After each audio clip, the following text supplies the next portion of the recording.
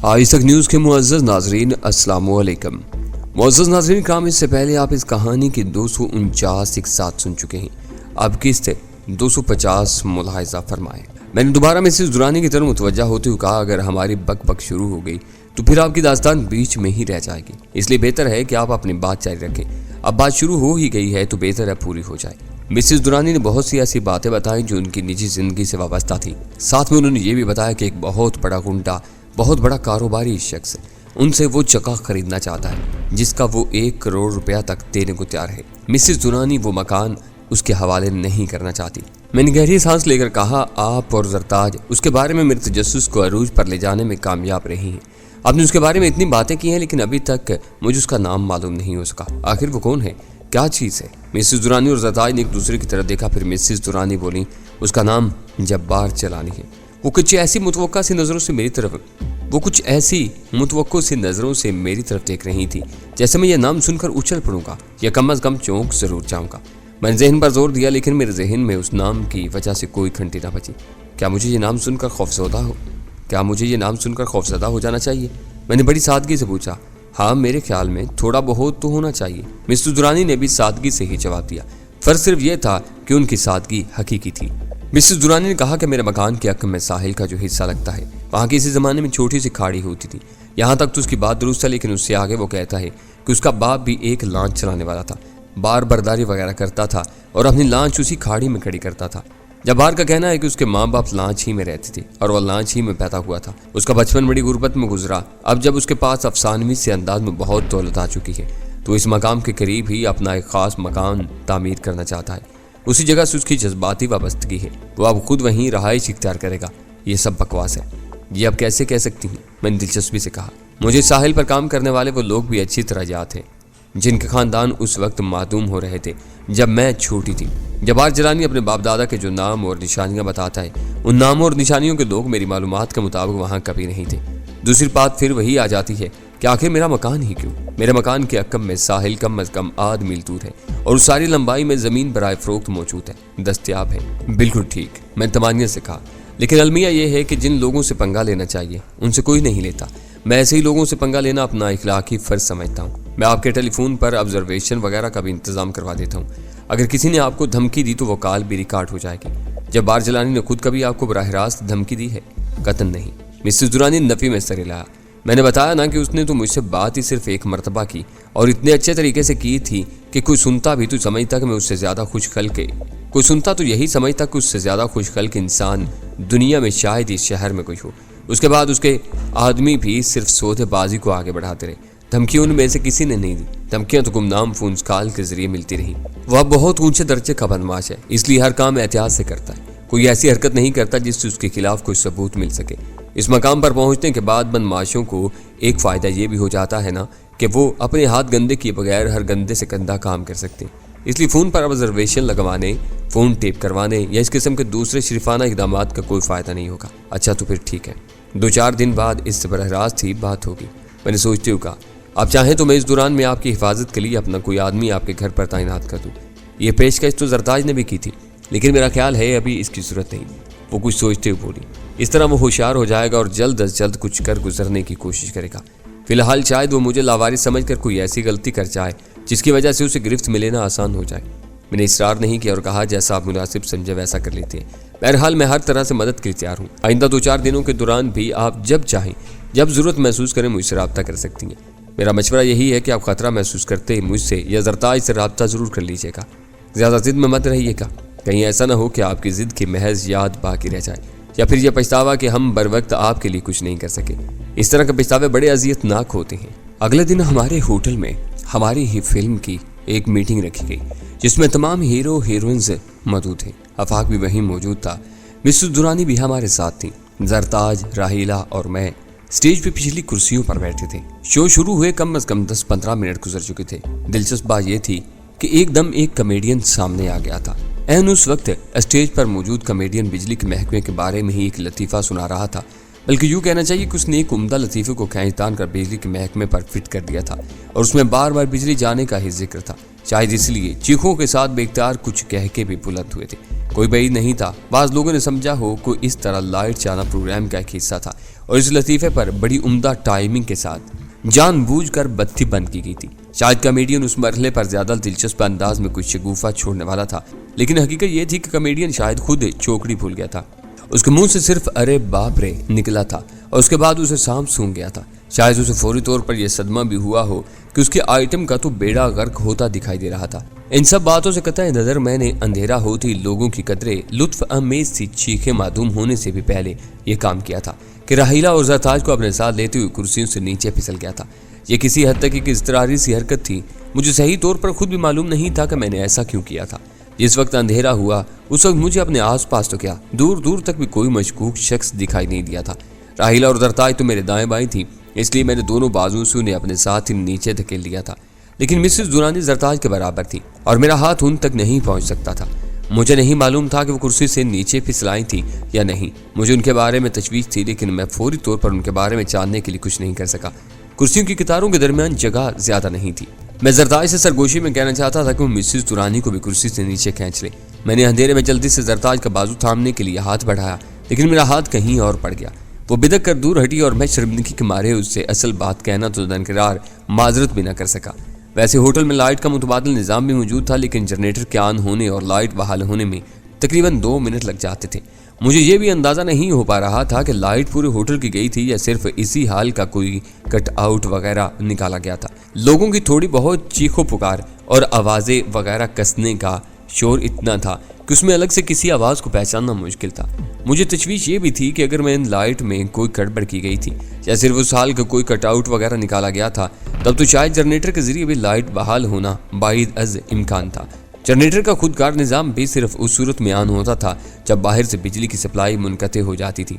अगर लाइनों में कोई गड़बड़ होती या बीच में से कट आउट वगैरह निकल जाते तो फिर ख्वाह जनरेटर ऑन हो जाते तब भी बिजली बहाल नहीं हो सकती थी।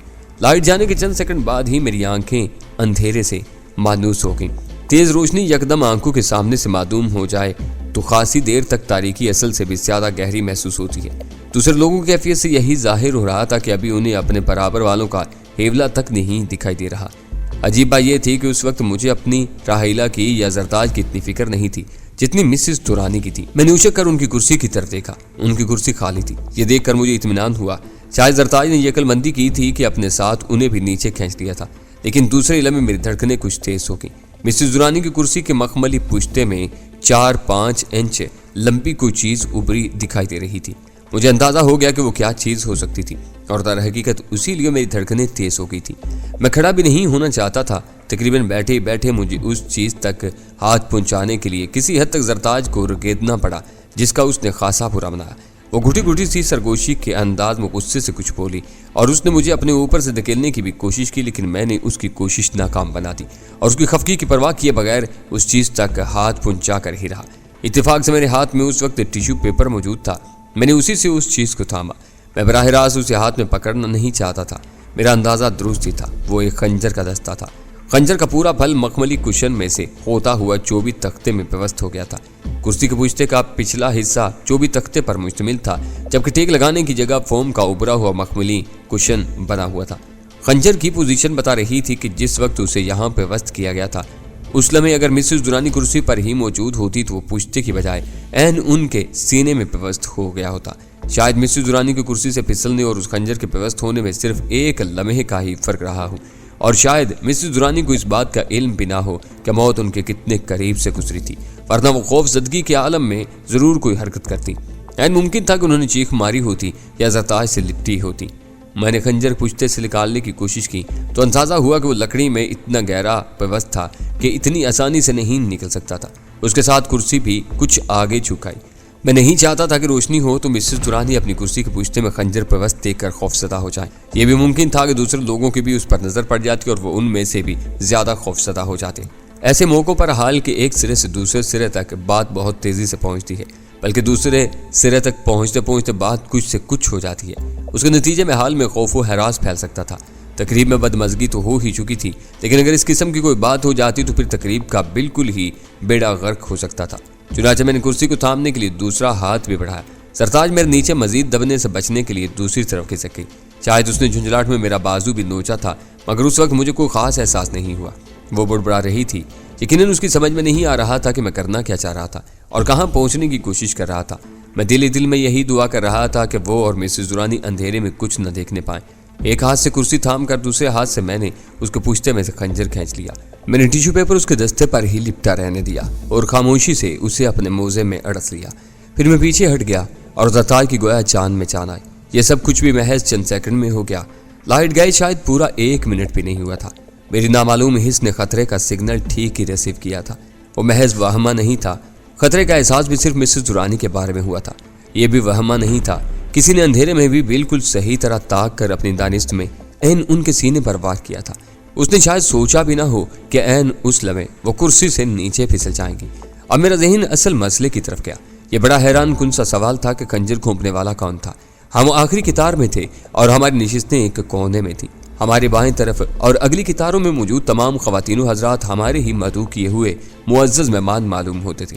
لائٹ جانے سے پہلے جہاں تک بھی میری نظر گئی تھی اور جس حد تک بھی میں مشاہدہ کر سکا تھا، اس کے مطابق ان میں سے کوئی بھی اندھیرا ہوتے اتنی پھرتی سے یہاں تک پہنچ کر خنجر کا وار کرنے کا اہل معلوم نہیں ہوتا تھا۔ ان میں سے زیادہ تر تو بڑی عمر کے دولت مند اور آرام طلب سے لوگ ہی معلوم ہوتے تھے۔ جس پارٹیشن کے بارے میں مجھے شبہ تھا اس کے عقب سے جالی دار حصے سے کوئی آنکھ بھی ہمیں تک رہی تھی اور بال روم میں شاید کوئی موجود تھا۔ اب اس کے بارے میں بھی سوچنا فضول تھا، کیونکہ اگر میرا شبہ درست بھی تھا اور وہاں کوئی موجود بھی رہا، تب بھی لائٹ چاہتے ہی پلک جھپکنے میں اس کا مسز درانی کی کرسی کے قریب پہنچنا اور خنجر گھونپنا ایک ناممکن سا کام تھا، کیونکہ اس پارٹیشن کے صرف ایک سرے پر ایک دروازہ تھا اور وہ ہم سے کافی فاصلے پر تھا۔ تو پھر آخر وہ شخص کہاں سے آیا تھا اور کہاں غائب ہو گیا تھا؟ اس نے یہ کام لائٹ جانے کے بعد یقیناً صرف 2-3 سیکنڈ کے اندر کیا تھا، کیونکہ اس دوران ہی مسز درانی اپنی کرسی سے پھسل چکی تھی اور اس وقت تک میری آنکھیں بھی اندھیرے میں دیکھنے کے قابل ہو گئی تھی۔ اگر میں آس پاس کے لوگوں کو زیادہ صاف طور پر نہیں دیکھ رہا تھا، تب بھی ان کی نقل و حرکت تو آسانی سے دیکھ رہا تھا، اور مجھے کوئی ایسا شخص نظر نہیں آیا تھا جس کے بارے میں کہہ سکتا کہ وہ مسز درانی کو خنجر سے ہلاک کرنے کی کوشش کے بعد فرار ہو رہا تھا۔ مزید چند سیکنڈ اسی الجھن میں گزر گئے۔ اچانک مجھے کچھ یوں محسوس ہوا جیسے اندھیرے میں ایک برق سی لہرائی ہو، لیکن یہ برق میری آنکھوں کے سامنے نہیں بلکہ میرے ذہن میں لہرائی تھی۔ مجھے اچانک خیال آیا تھا کہ ہمارے دائیں طرف کی دیوار ہمارے زیادہ قریب تھی اور اس پر چھت سے لے کر فرش تک بھاری اور دبیز پردے آویزاں تھے۔ پردوں نے ایک سرے سے دوسرے سرے تک اس دیوار کو ڈھانپا ہوا تھا، کیونکہ اس میں بڑے بڑے شیشوں والی کھڑکیاں موجود تھیں۔ یہ کھڑکیاں سڑک کی طرف کھلتی تھیں اور ایئر کنڈیشننگ کی وجہ سے ہر وقت بند رہتی تھی، لیکن ان کی طرف سے انہیں کھولنا کوئی مسئلہ نہیں تھا۔ محض ایک بٹن دبا کر گہرے رنگ کے کسی بھی بھاری اور سلائیڈنگ شیشے کو ایک طرف کھسکایا جا سکتا تھا۔ کیا بعید تھا کہ اس دیوار پر پھیلے ہوئے پردوں کے عقب میں کوئی ہمارے عین قریب چھپا رہا ہو اور اب تک کھڑکی کھول کر باہر کود کر فرار بھی ہو چکا ہو۔ یہ خیال مجھے ذرا تاخیر سے آیا تھا۔ قصور دراصل میرا بھی نہیں تھا۔ میں اس ہوٹل کا مالک ضرور تھا، لیکن اس کی ساکھ سے اچھی طرح واقف نہیں تھا کہ اتنی تمام تفصیلات ہر وقت مجھے ازبر رہتی۔ میں جلدی سے اٹھا اور عقب میں کرسیوں کے درمیان سے جگہ بنا کر انہیں پھلانگ کر پیچھے خالی جگہ میں پہنچا۔ وہاں سے ایک سرے پر پردہ اٹھا کر میں اس کے عقب میں گھس گیا۔ اب میں پردے اور دیوار کے درمیان تھا۔ ایئر کنڈیشن حال میں فضا کچھ اور تھی۔ ہوا کے ذرا مختلف قسم کے ایک جھونکے نے مجھے بتایا کہ آگے ایک کھڑکی کھلی ہوئی تھی۔ تاریک اور یک طرفہ منظر دکھانے والے شیشے سے باہر مجھے روشنیاں جھلملاتی دکھائی تھیں، حتیٰ کہ ہوٹل کے دوسرے حصے میں بھی لائٹ موجود تھی۔ کسی طرح صرف اس بڑے ہال کی لائٹ غائب کی گئی تھی۔ ہال فرسٹ فلور پر تھا۔ میں نے جلدی سے دیوار کے ساتھ ساتھ چند قدم آگے بڑھا کر اس کھڑکی سے جھانکا، جس کا شیشہ ایک طرف کو کھسکا ہوا تھا۔ کھڑکی کے نیچے ایک چھجا تھا جو خاصی دور تک چلا گیا تھا۔ یہ چھجا زمین سے تو خاصی بلندی پر تھا، لیکن اس سے 2-3 فٹ کے فاصلہ پر باؤنڈری وال تھی جو خاصی چوڑی تھی۔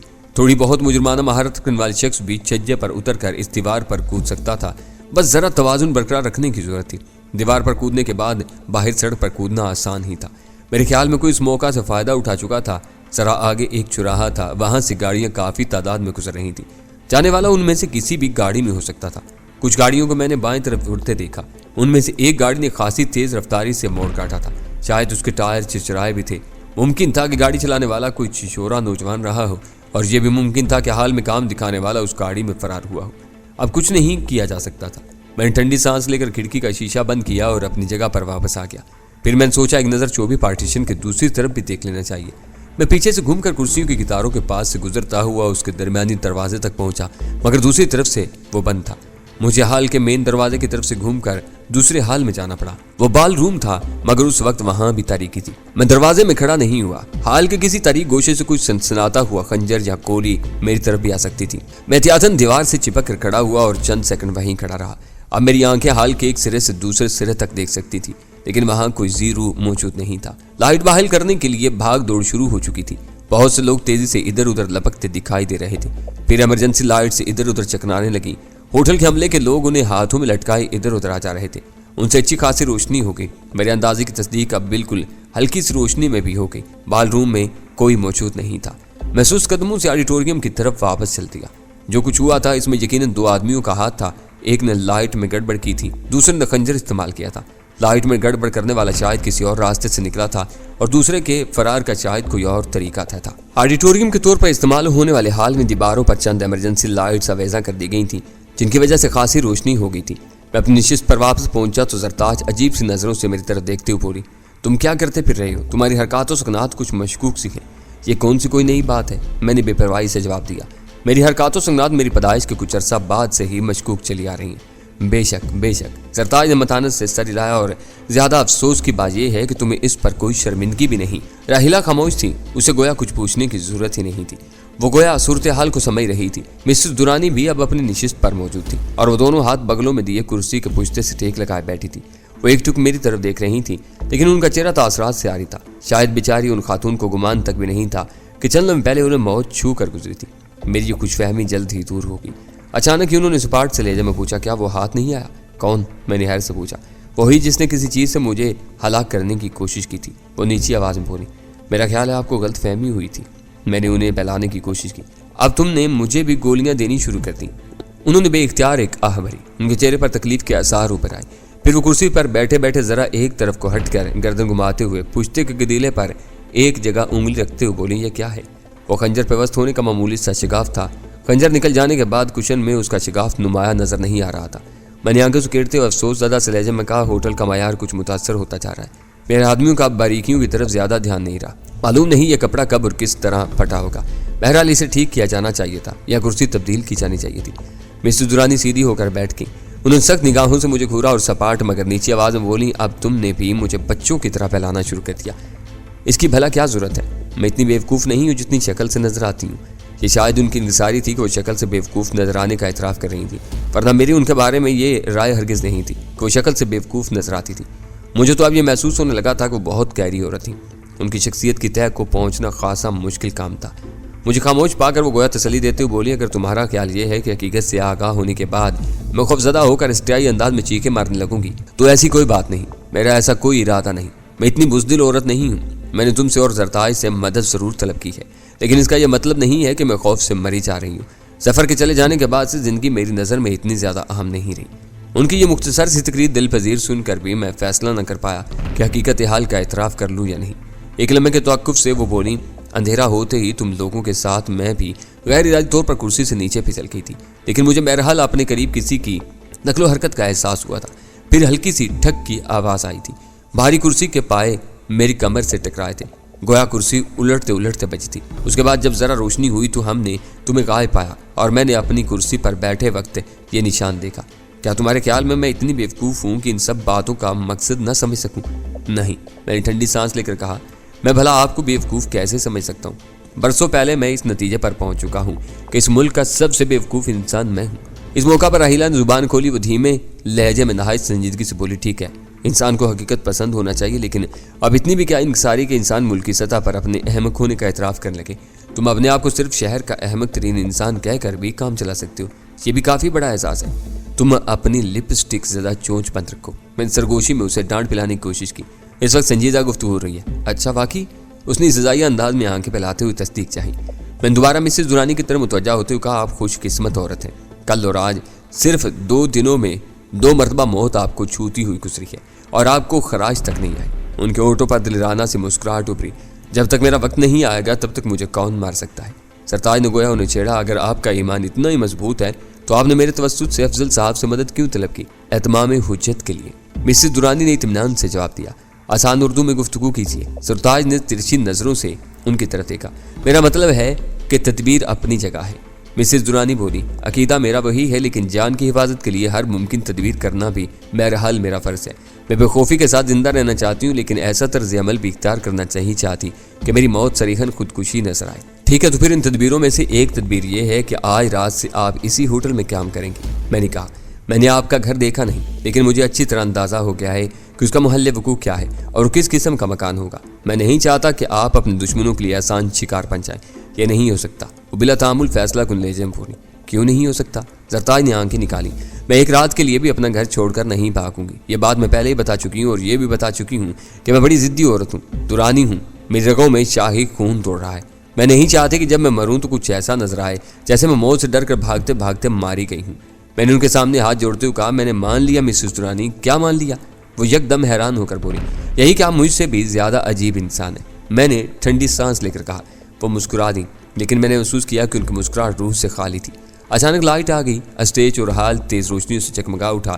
لائٹ بمشکل 3-4 منٹ غائب رہی تھی، لیکن کم از کم مجھے کچھ ایسا محسوس ہو رہا تھا جیسے بہت وقت گزر گیا تھا، اور اس دوران بہت کچھ ہو گیا تھا۔ لائٹ آنے پر ایک بار پھر شور سا برپا ہوا۔ اس وقت تک اسٹیج پر تقریباً اندھیرا رہا تھا اور بہت سے فنکار وہیں آ کر کھڑے ہو گئے تھے۔ لائٹ آتے ہی وہ سب اسٹیج کی طرف بھاگے۔ صرف وہی فنکار اسٹیج پر رہ گیا جو لائٹ جانے سے پہلے لطیفہ سنا رہا تھا۔ ہاں تو میں کہہ رہا تھا، اس نے سلسلہ کلام جوڑا۔ لائٹ جانے پر ایک صاحب نے بجلی کے محکمے کو فون کیا، یہ لطیفہ مت سناؤ، لائٹ پھر چلی جائے گی۔ کسی نے آواز کسی، نہیں اب لائٹ نہیں جائے گی۔ کامیڈین نے وسوخ سے جواب دیا، اب لائٹ گئی تو میں خود بھی گھر چلا جاؤں گا۔ وہاں بھی لائٹ گئی ہوگی۔